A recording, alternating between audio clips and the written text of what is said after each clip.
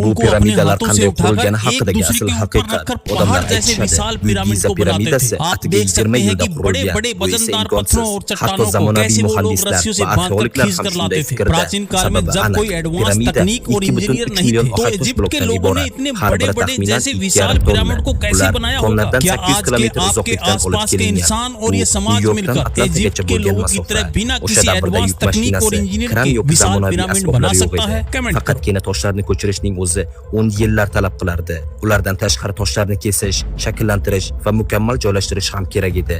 Piramidaning aniqligi shunchalik balandki, o'lchamlari millimetrning 10dan 1gacha to'g'ri keladi. Xo'sh, unda nega 20 yil deyishadi? Chunki asl haqiqat tarixni o'zgartirishi mumkin edi va Misrshunoslik uchun sarflangan pullar haqida odamlar shubhalanardi. Endi esa haqiqat: Buyuk piramida blokma-blok qurilmagan, uni beton kabi quyishgan. Saqqara piramidasida tosh ichida qolib ketgan yog'och bo'lagi topilgan.